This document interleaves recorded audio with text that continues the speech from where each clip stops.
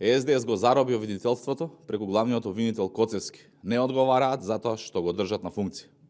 Главниот обвинител Коцевски е кукла во рацете на СДС. Тој таа улога сам си ја избра во моментот кога не си поднесе сам оставка и чекаше СДС да му дадат сламка за спас во собранието.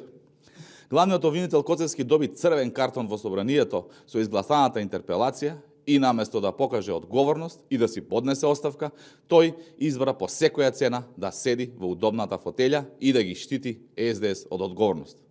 Главниот обвинител Коцевски не може да каже дека не знаел во каква игра влегол, ниту да каже дека бил наседнат.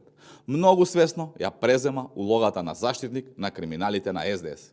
И сосема е јасно зошто година и пол нема ниту еден завршен случај за функционери од СДС кои 7 години ја крадеа државата.